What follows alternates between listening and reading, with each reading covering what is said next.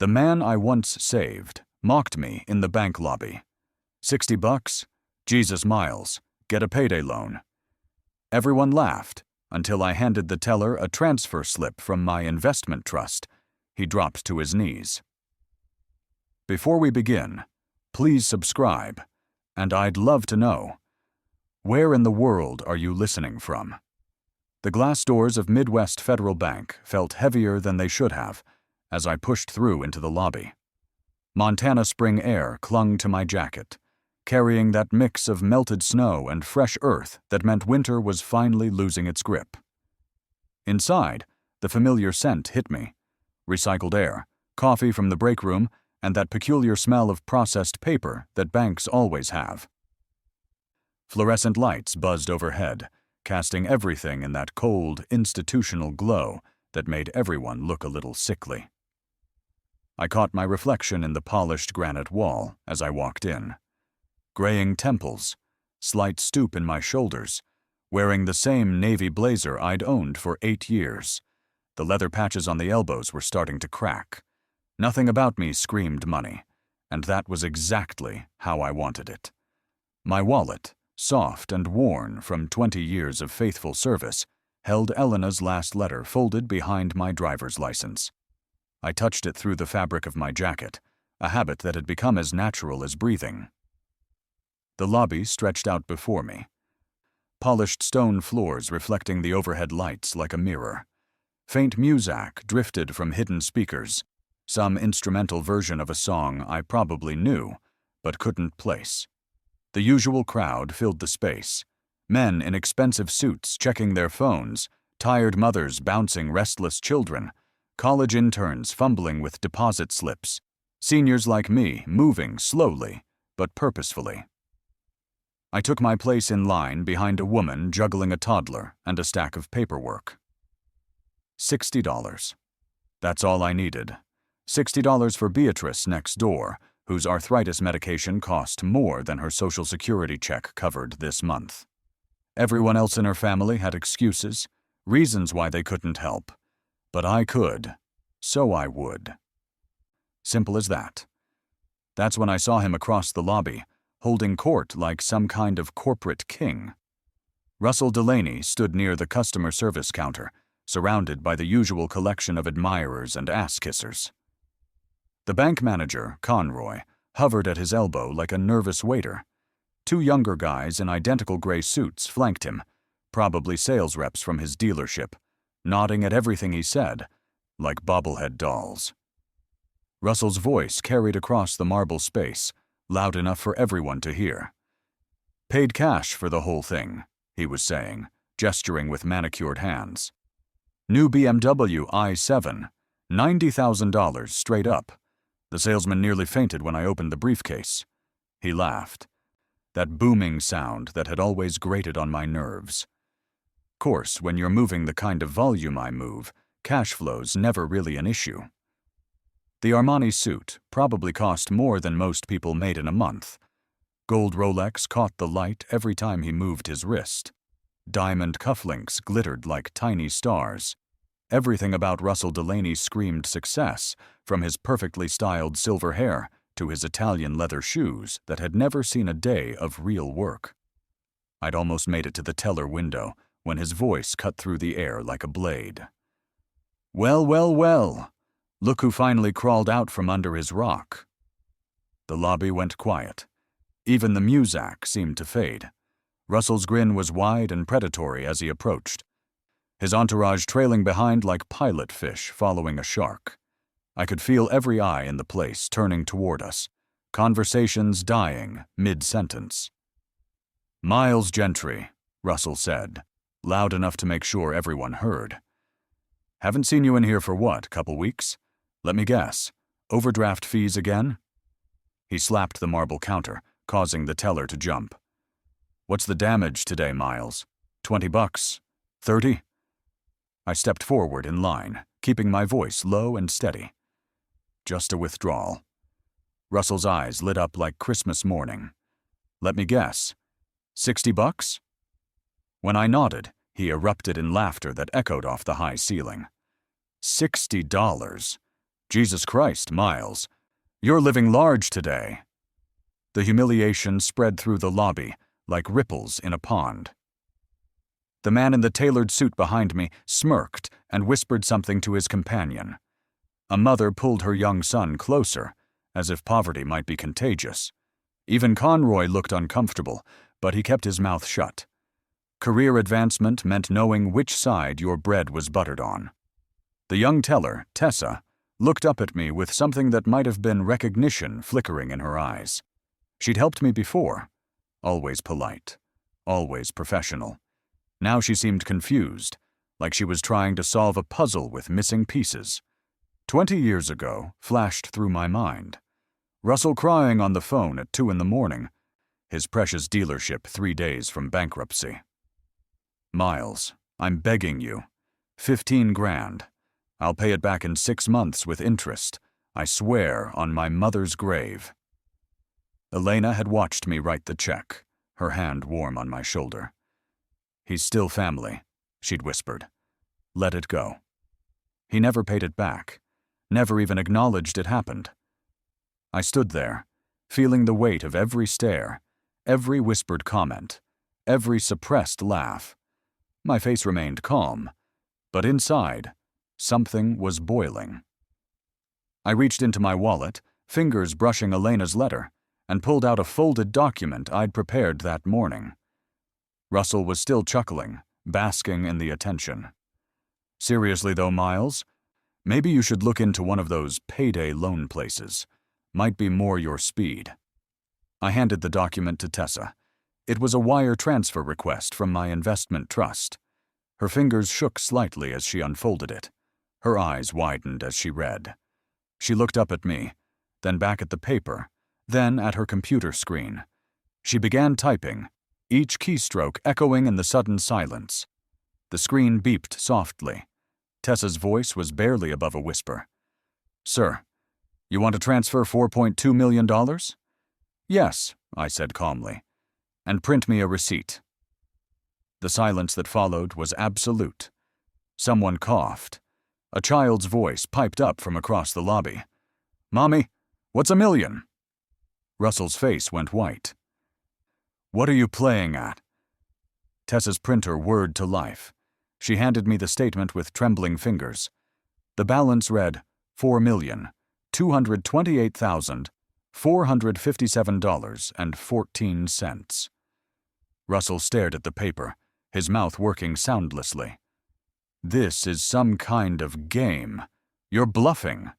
He looked wildly around the lobby, then focused on Conroy. This can't be right. Can it? Conroy moved to the terminal, his face growing paler with each number that appeared on the screen. It's correct, Mr. Delaney. I looked Russell straight in the eye, my voice still calm, still quiet. You should have thanked me 20 years ago. I folded the receipt, slipped it into my wallet next to Elena's letter, and walked toward the glass doors.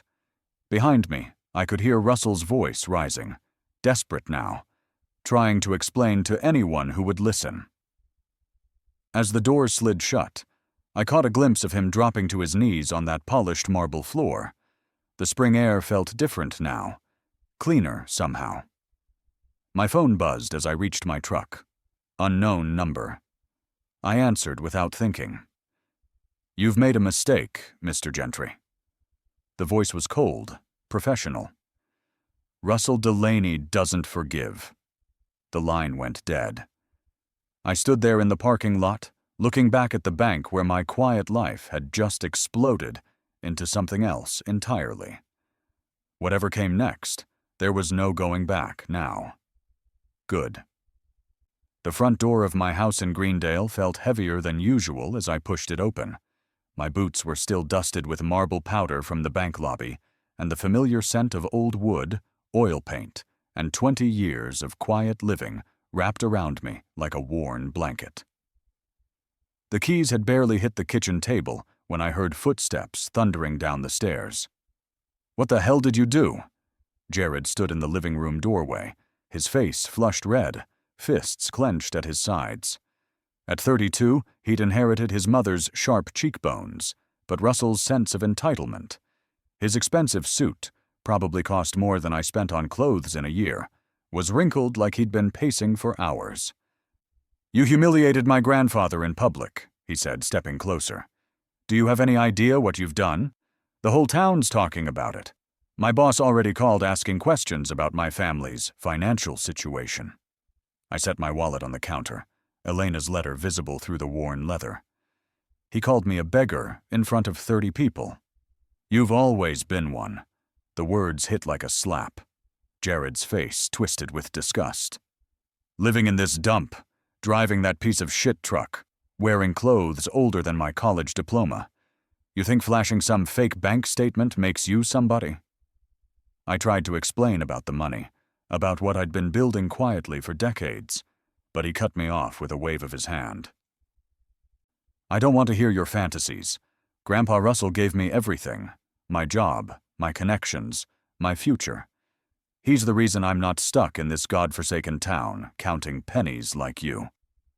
The memory hit me like a physical blow.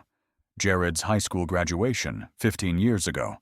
Russell standing at the podium giving his big toast, taking credit for everything. This boy's going places because the Delaney name means something in this world. Under the table, Elena had squeezed my hand and whispered, "You're the only reason he's going to that school."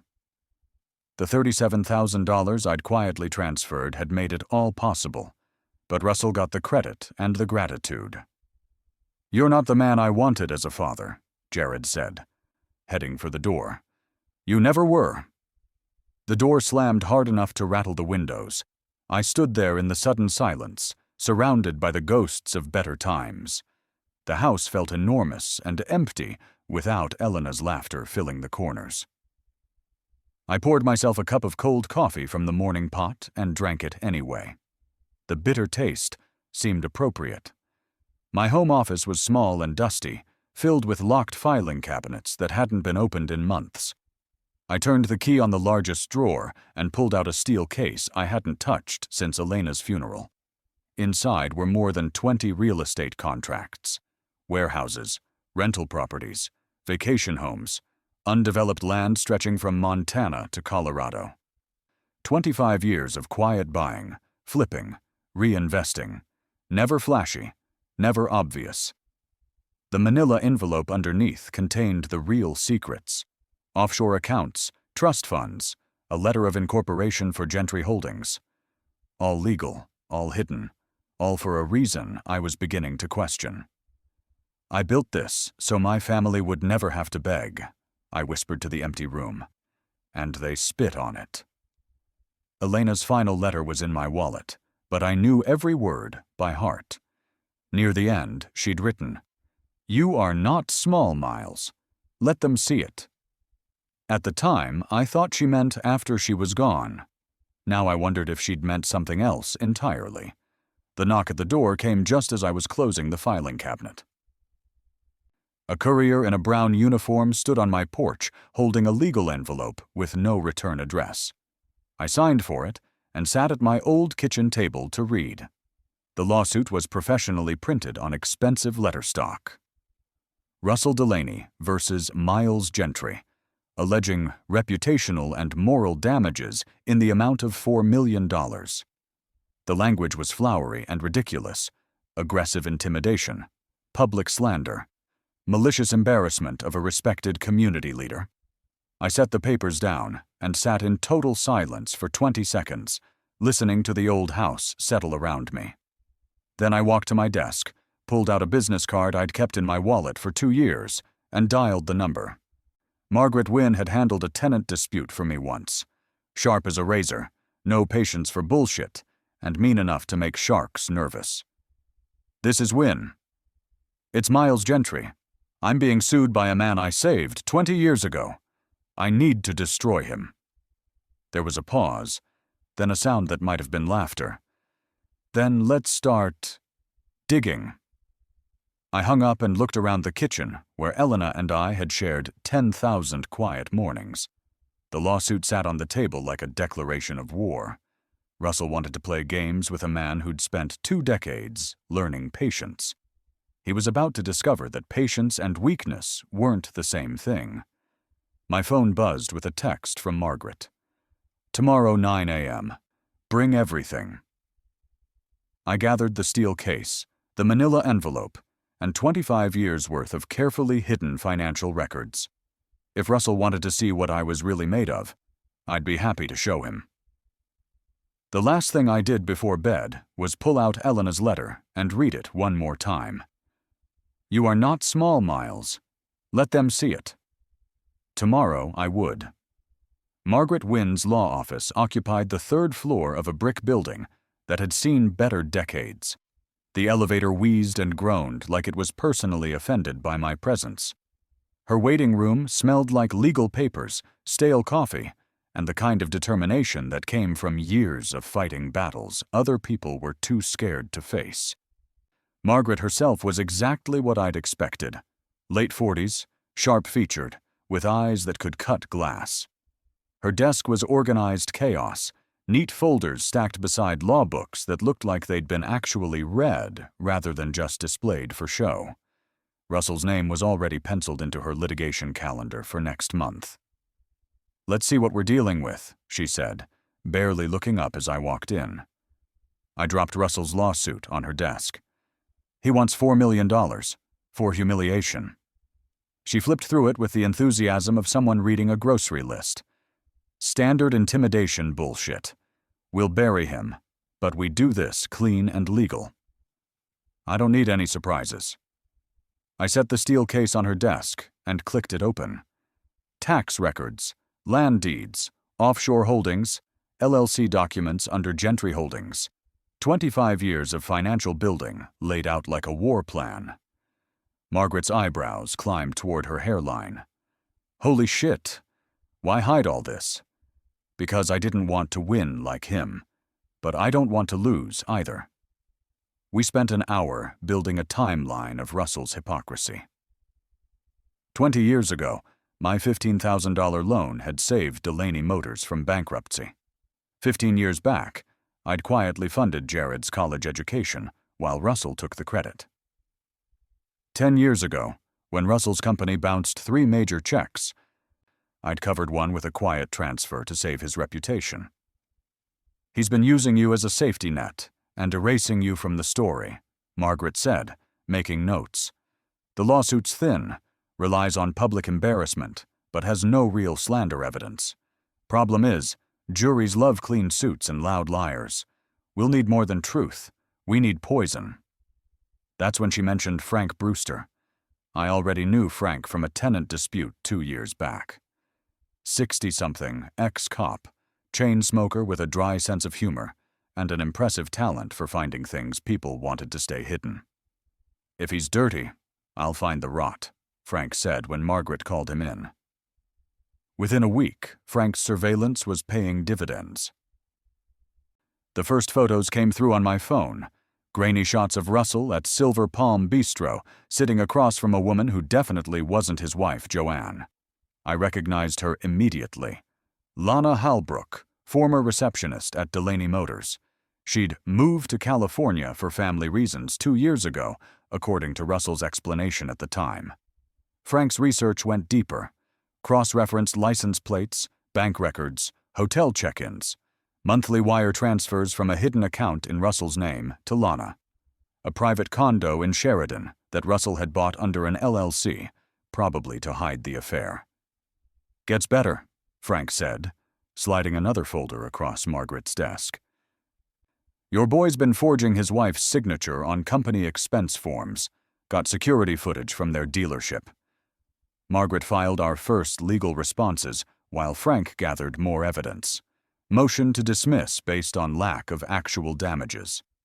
Character witness statements from Beatrice, my elderly neighbor, and surprisingly Tessa from the bank. Even Conroy, the bank manager, confirmed Russell had instigated the entire scene. But Russell wasn't going down quietly. 3 days after we filed our response, Jared showed up at my door again. This time he looked nervous instead of angry. "Grandpa Russell's considering settling," he said, standing awkwardly in my living room. He'll drop the lawsuit if you write a public apology and pay $100,000 in damages. I looked at my son, seeing Elena's kind eyes and a face twisted by Russell's manipulation. Tell him I said no. Dad, be reasonable. This could destroy our family. What family? I asked quietly. You made it clear I'm not the father you wanted. Jared's face flushed, but he left without another word. That night, Margaret called with an update. I've subpoenaed Russell's financial records. Bank's fighting it, but the judge is leaning our way. Also, Frank got the waiter from Silver Palm to sign an affidavit. Russell and Lana meet there every Tuesday, act like a couple, even kiss in public. What's our next move? We keep digging. Men like Russell always have more skeletons. She was right. 2 days later, Frank sent me a text at 11 p.m. Got something. A lot more than just an affair. The photo that followed made me smile for the first time in weeks. Security camera footage from inside Delaney Motors showing Russell forging Joanne's signature on what looked like a major expense form. The timestamp was clear, and Russell's face was perfectly visible. I called Margaret immediately. This changes everything, she said. Fraud, adultery, financial misconduct. We're not just defending anymore. We're going nuclear. Then let's burn the mask off him. I hung up and walked to my kitchen window, looking out at the quiet street where I'd lived honestly for 20 years. Elena's garden was starting to show green shoots, spring bulbs she'd planted before she got sick. She'd always believed in letting things grow slowly, patiently, until they were strong enough to weather any storm. Russell was about to learn what 25 years of quiet patience could accomplish when it finally decided to make noise. My phone buzzed with another message from Frank. Meeting tomorrow. Got something that'll finish him. I poured myself a glass of Elena's favorite wine and sat at the kitchen table where we'd shared so many quiet evenings. The lawsuit papers were still there, but they didn't look threatening anymore.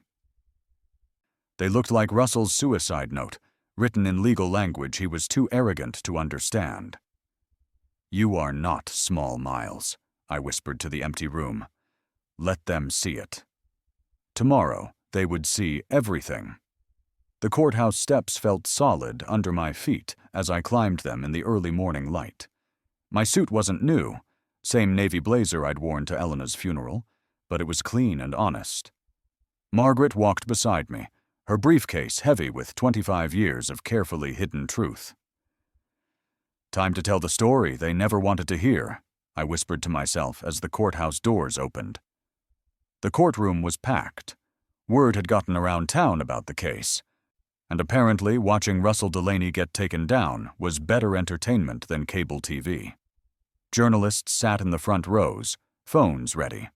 Off-duty employees from Delaney Motors filled the gallery, probably hoping to see their boss crash and burn. Judge Patricia Hawthorne entered with the no-nonsense stride of someone who'd spent 30 years dealing with liars and fools. She was known for fairness, but had zero tolerance for theatrical bullshit. Russell sat across from us with his lawyer, Tyler North. Expensive suit, perfect hair, and the kind of confident smirk that came from never losing a case he couldn't buy his way out of. Joanne sat behind Russell, her face carefully neutral. Jared was there too. Positioned squarely in Russell's camp, Tyler North opened with the performance I'd expected, painted me as a bitter in-law seeking attention through public spectacle.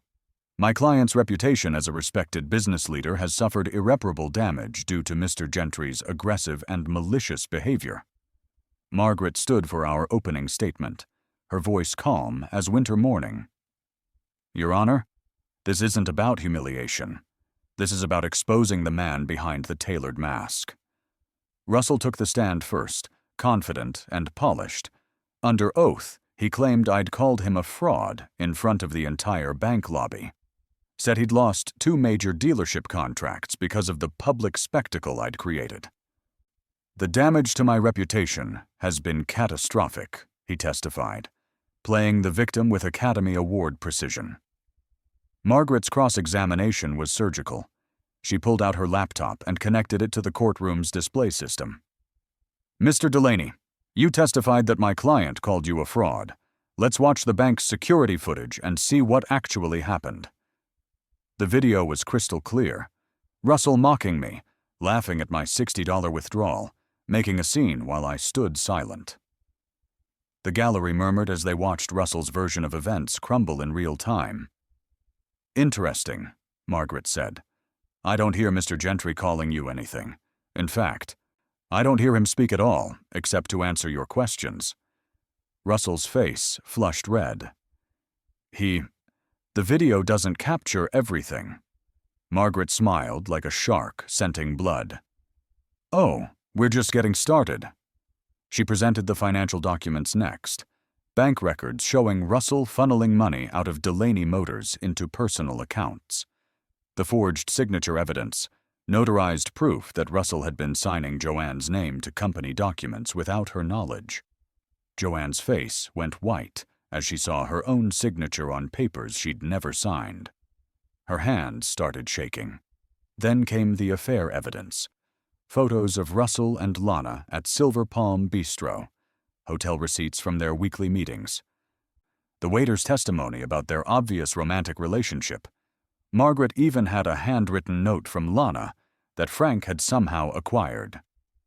"If Joanne finds out, we're both screwed. Maybe we should cool it for a while."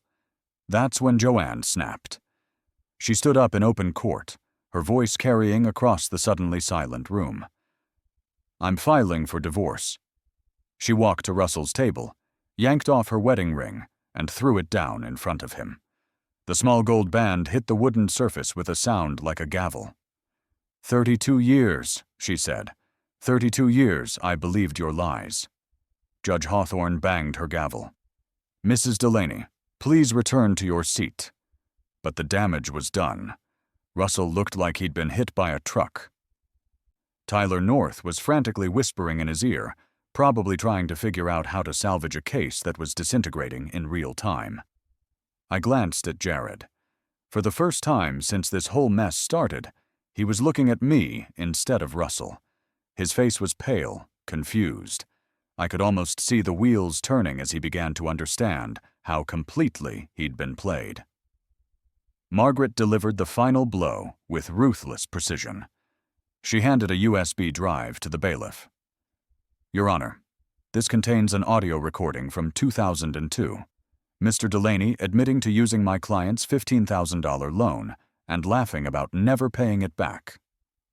The recording was damning. Russell's voice, younger but unmistakable. Bragging to someone about how Miles is such a sucker, he'll probably never even ask for the money back. Russell completely lost it.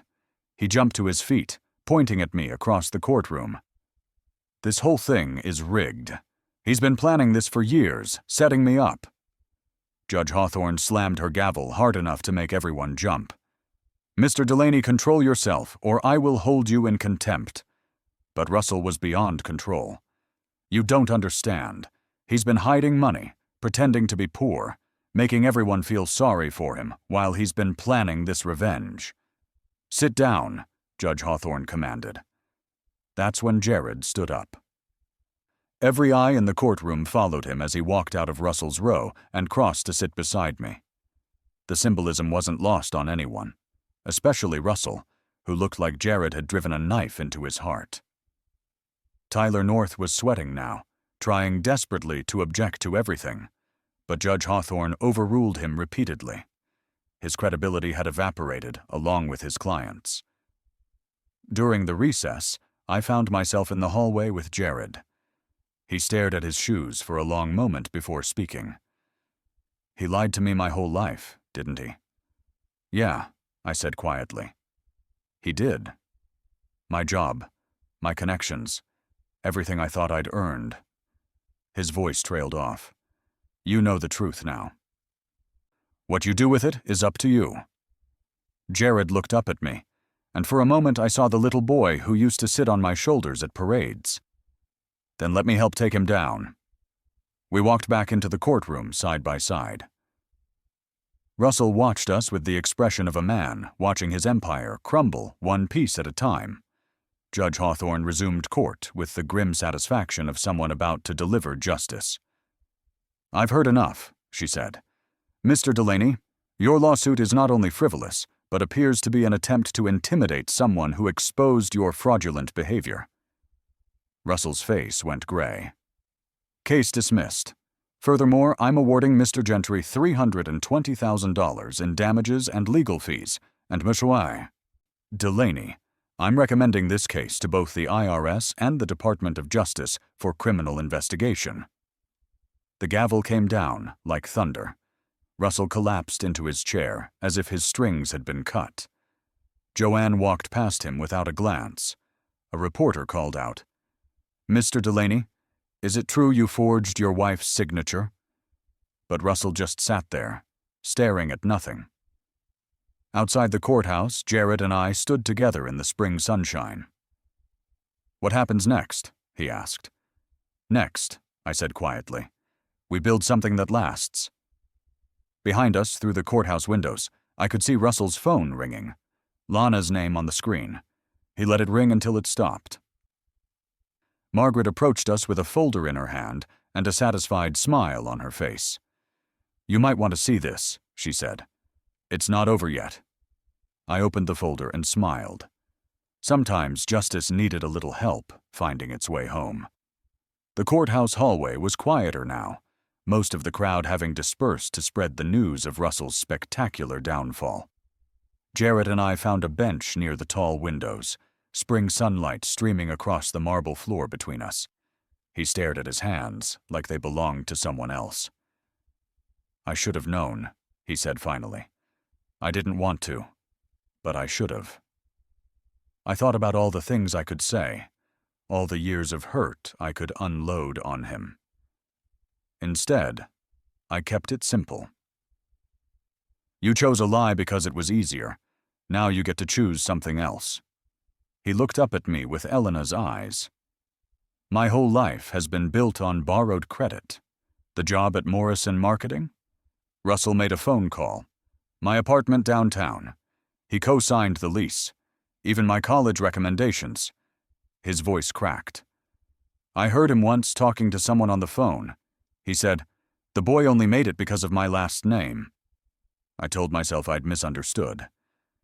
The memory hit me without warning. Jared, at 8 years old, standing knee-deep in Clear Creek with his first fishing rod. Elena on the bank with a thermos of lemonade, laughing as Jared's line got tangled in the branches. "Will we always be a team, Dad?" he'd asked. "Always," I'd promised. That promise felt like a lifetime ago. "You remember teaching me to gut fish?" Jared asked, as if reading my thoughts. "Every weekend that summer. Mom would make us clean up outside because we stank like the creek." He almost smiled. I was so proud. Thought I was the toughest kid in Montana because my dad taught me to use a knife. We sat in comfortable silence for a moment. Then Margaret appeared, folder in hand. "Gentlemen, we need to talk. This document just came through federal channels." She opened the folder, revealing an official letterhead. "The Department of Justice is formally opening a criminal investigation into Delaney Motors, financial fraud, tax evasion, and now they're looking into pension fund irregularities." I whistled low. "How bad is it?" "Bad enough that Russell's looking at serious federal time. His assets are already being frozen pending investigation. The dealership's closed as of this afternoon." Jared paled. "What about his employees? There are 43 people working there." "Not anymore," Margaret said grimly. "FBI showed up with a warrant 2 hours ago. Everyone's out of a job." The next few days passed in a blur of phone calls and revelations. Russell's empire was collapsing faster than anyone had expected. The news spread through town like wildfire. Local auto tycoon under federal investigation. Partners dropped him. Banks froze his accounts. And suddenly the man who'd ruled Greendale's social scene for decades was persona non grata. Joanne moved quickly, filing official divorce papers and claiming her legal half of assets before the feds could seize everything. Smart woman. She'd been married to a snake for 32 years. She knew how to protect herself when it mattered. Lana Halbrook vanished completely. Word around town was she'd left in one of Russell's cars, probably with whatever cash she could grab from their shared accounts. Frank's sources said she'd been spotted heading south toward Wyoming, but nobody really cared enough to chase her. 3 days after the trial, Jared showed up at my door again. This time he looked different, smaller somehow, like he'd been deflated. "I quit," he said without preamble. "The job Russell got you?" "Yeah. Couldn't stand the looks from my co-workers. They all knew how I got there." He stepped into my living room, looking around like he was seeing it for the first time. "I've been thinking about what you said, about choosing something else." I poured him coffee. Real coffee, not the instant stuff I usually made for myself. We sat at Elena's old kitchen table, the same one where she'd helped him with homework every night through high school. "I want to start over," Jared said, "but I don't know how. Everything I thought I was, everything I thought I'd earned. It was all Russell's charity case." "You think I didn't know that?" He looked surprised. "You knew." "I knew he was taking credit for my money. I knew he was using you to hurt me. What I didn't know was whether you'd chosen it or just fallen into it." "I chose it," he admitted. "Even when I suspected, I chose not to look too close. Russell made everything easy. And you," he trailed off, "I made everything hard. No, you made everything real." That afternoon, we drove out to Clear Creek, the same spot where I'd taught him to fish 24 years ago. The water was higher now with spring runoff, but the old fallen log was still there. We sat on it with our feet dangling in the cold water. "I've been volunteering at the youth center downtown," Jared said. "Just started this week. They need help with their job training program." "Good for you." "It doesn't pay much. Actually, it doesn't pay anything. But the kids there, they remind me of someone." "Who?" "Me. Before Russell got his hooks in." He picked up a smooth stone and skipped it across the water. "I want to move back to Greendale. Find a place near you if that's okay. Start figuring out who I actually am when nobody's pulling the strings." I felt something loosen in my chest that had been tight for years. "Your mom would have liked that. I miss her. So do I." A week later, I helped Jared move into a small apartment 6 blocks from my house. Nothing fancy, but it was his. He'd sold the downtown place and the expensive car Russell had helped him buy, using the money to pay off debts he'd accumulated, trying to keep up with a lifestyle he couldn't really afford. That evening, he showed up at my door with something wrapped in brown paper. "I found this in Mom's old sewing room," he said, handing it to me. It was a framed photograph from that summer at Clear Creek. Elena had taken it without us knowing. Me and 8-year-old Jared, both grinning like idiots, holding up a string of fish that probably weighed 2 pounds total. On the back, Elena had written, "My boys, always a team." "She knew," Jared said quietly. "Even when I was being a complete ass. She knew we'd find our way back." I put the photo on the mantel next to Elena's portrait. It looked right there, like it had been waiting 24 years to come home. The next morning brought more news about Russell. Federal agents had raided his house at dawn, seizing computers, files, and what was left of his personal assets. Neighbors reported seeing him in handcuffs, loading into an unmarked sedan. The local paper ran the story on the front page with a photo of the dealership lot, now empty except for crime scene tape and a few abandoned cars. I called Margaret to check on the criminal case. "It's worse than we thought," she said. "They found evidence of a pension fund scheme going back 15 years. Russell's been borrowing against employee retirement accounts to fund his lifestyle. Some of those people lost their entire savings." Jesus. Gets better. The IRS found 3 offshore accounts he never declared. We're talking serious tax evasion on top of everything else. My contact at Justice says they're looking at 18 months minimum, maybe 5 years if they can prove intent to defraud. That night, Jared and I had dinner together for the first time since he was in college. Nothing fancy. Steaks on the grill, baked potatoes, beer from bottles that sweated in the spring humidity. We talked about fishing, about Elena, about the future he was trying to build from scratch. "I know I can't undo the last 10 years, he said as we cleaned up. "I know I can't take back the things I said." "You don't need to. You just need to do better going forward." He nodded, then surprised me by reaching over and squeezing my shoulder. "Thanks, Dad, for not giving up on me even when I gave up on myself." After he left, I sat on my back porch with Elena's letter, reading it by lamplight for what felt like the 100th time. "You are not small, Miles. Let them see it." They'd seen it now. The question was what to do next. My phone buzzed with a text from Margaret. "Russell's sentencing hearing is set for next month. Prosecution's recommending 18 months federal time. Thought you'd want to know." I typed back, "Will you be there?" "Wouldn't miss it. Justice served cold is still justice." I looked up at the stars beginning to show in the darkening sky. Elena used to say that revenge was like drinking poison and expecting the other person to die. But this hadn't felt like poison. This had felt like truth, finally allowed to breathe. Russell Delaney was about to learn that some debts couldn't be forgiven, forgotten, or wished away. Some debts had to be paid in full. 6 months later, I stood in the back of a packed courtroom watching Russell Delaney learn what justice looked like in a federal jumpsuit. Judge Harrison read the sentence with the kind of finality that echoed off marble walls. 18 months in federal prison, followed by 2 years supervised release and full restitution to defrauded pension holders. Russell aged 10 years in that moment. The man who'd once held court in bank lobbies now looked small and gray behind the defendant's table. His expensive lawyer packed up papers with the efficiency of someone eager to distance himself from a lost cause. As the bailiff led Russell away, he caught my eye across the courtroom. No words passed between us, but the look said everything. This wasn't the ending he'd written for his story. Margaret found me in the hallway afterward.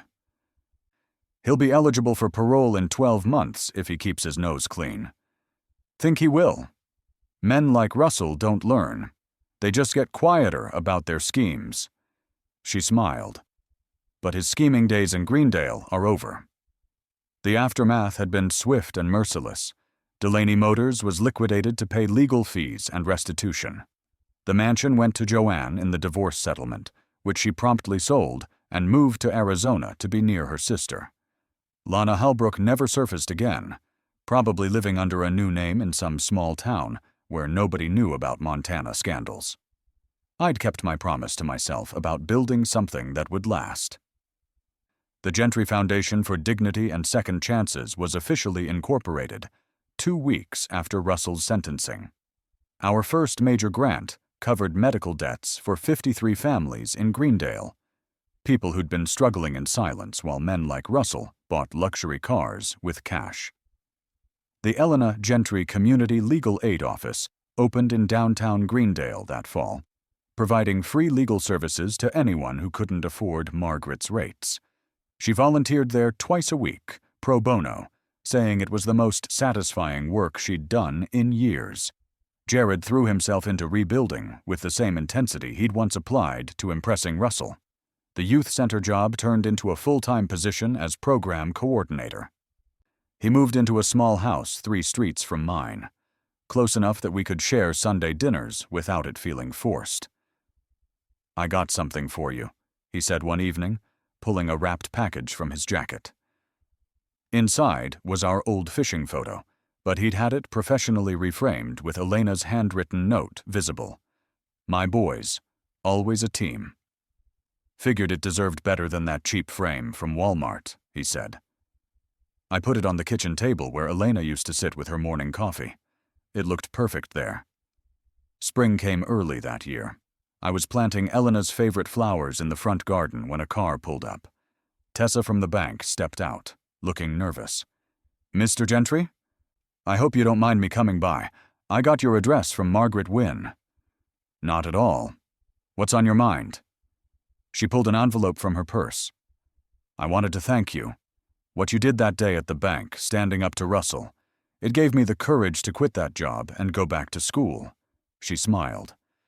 I'm studying social work now. Full scholarship to Montana State. The letter inside was handwritten, describing how seeing me face down Russell's humiliation had inspired her to stop accepting her own. She'd reported her manager for sexual harassment, quit the bank, and applied for college all in the same week. You showed me that dignity isn't something other people give you, she wrote. It's something you choose to keep. That evening, Jared and I drove out to Clear Creek with our old fishing rods. The water was perfect, cool and clear, with enough current to make the trout work for their dinner. We didn't talk much, just stood in the stream like we had when he was 8, and the world made more sense. You know what I realized, Jared said, reeling in a nice rainbow trout. What's that? Russell never taught me anything real. How to fish, how to change a tire, how to fix a leaky faucet. All the stuff that actually matters. That came from you. Your mom taught you plenty too. Yeah, she did. How to be kind when someone doesn't deserve it. How to forgive people, even when they hurt you. He looked at me across the water. How to love someone even when they're too stubborn to see what's right in front of them. The sun was setting behind the mountains when we packed up our gear. Jared had caught 3 fish to my 2, but we threw them all back. Elena had always insisted we only keep what we planned to eat. As we drove home, Jared asked, You think she would have approved what we did to Russell? I thought about Elena's letter, about the woman who'd spent 20 years encouraging me to stand up straight and stop apologizing for taking up space in the world. I think she would have said Russell made his choices, and consequences aren't the same thing as revenge. What's the difference? Revenge is about making someone suffer.